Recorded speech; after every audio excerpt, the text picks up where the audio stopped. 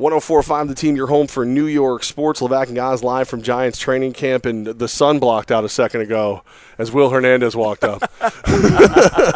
Will, thanks for joining us, man. Let's go back to draft day. Everything that's going for you. Did you think you were going to be a New York Giant when the season started? You know, I didn't know too much about the draft going into it, the whole process of it. All I knew that it was a crazy process. That's all people would tell me about it.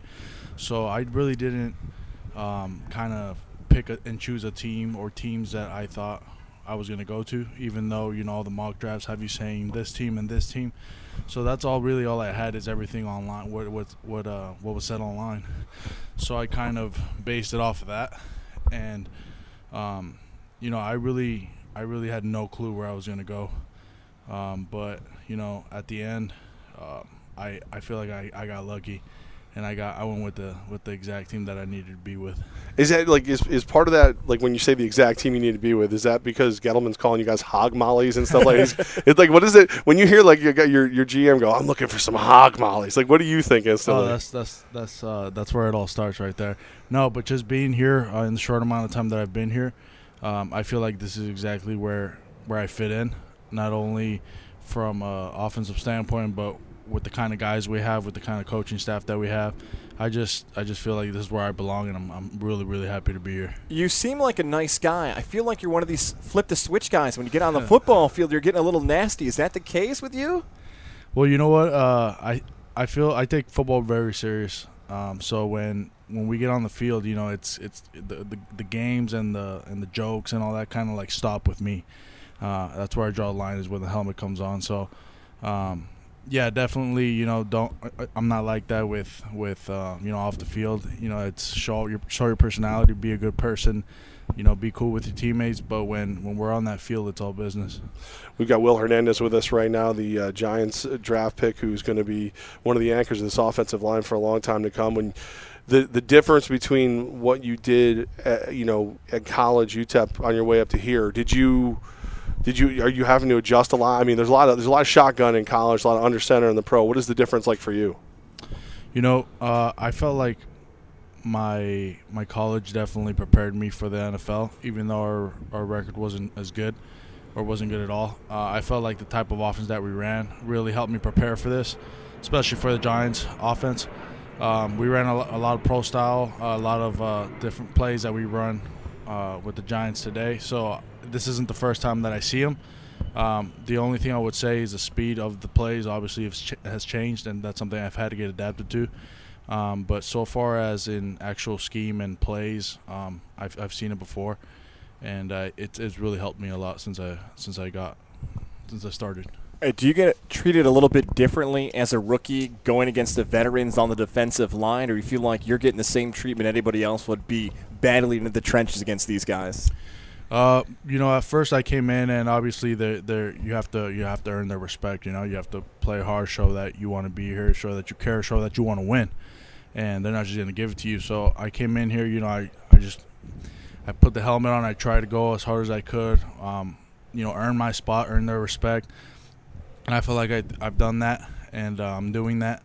So the guys here are awesome guys. They're not bad people. So I mean, as soon as you know, that respect was shown after we got into it a little bit, and we've gone against each other and we got to know each other a little bit.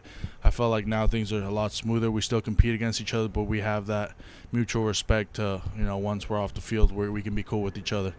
Will Hernandez with us right now, New York Giants. I know you got to get going, but I want to ask you real quick. A lot of the great offensive lines have years of chemistry together. How long is it going to take for you guys to get that kind of like work together and just, you know, knock people over going for you guys? Well, you know, our mindset on that is we have to be good now. Okay, we especially because there's a lot of guys on this offensive line that are veterans that have played multiple years. Our mentality is we have to get this together now. We have to win now. We don't have 1 or 2 years to put it together and build up and get better. No, we have to do this now. So we're going to put in the work necessary to get this done, and we're not going to wait 1 or 2 years for it to click. Will Hernandez, man, I've got a million questions for you, but you got to get to treatment, and we get that, and we appreciate you coming over. And, look, I don't want to be on your bad side. So, best of luck this season, man. The Capital Region's pulling for you. All right, thank you guys so much for having me. There he is, the big man, Will Hernandez, man. His shoulders are as wide as the two of us sitting next to each other. He is a big dude, and Levack, I don't want to use hyperbole here when it's not necessary, but this time it is. Good, because I can't spell hyperbole.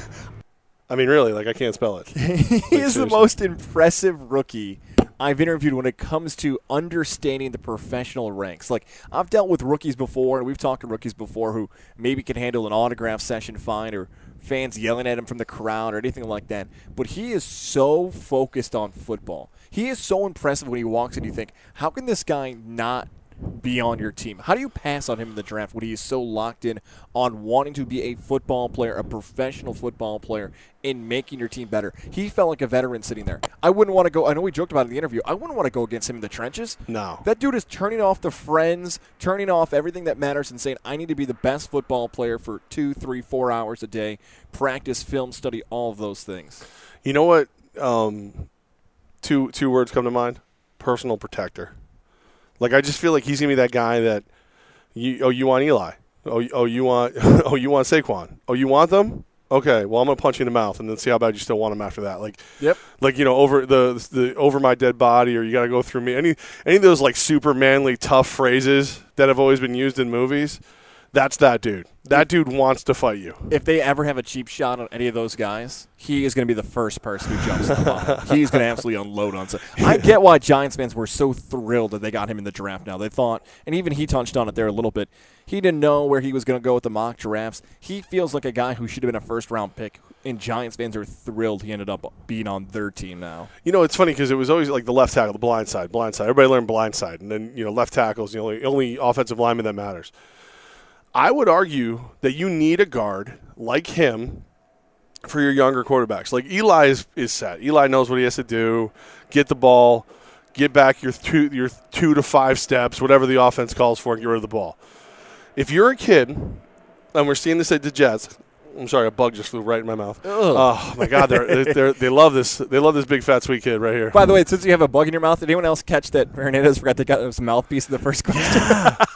Yeah. That was that noise, by the way. His mouthpiece was still in from practice. And then that thud, was it hitting the table? Yes. I almost forgot what I was saying. No, so when you're not used to being under center, because I talk about this a lot. I know it's the case, whatever. But Sam Darnold, 6 for 6 in the shotgun, 2 for 5 with an interception under center.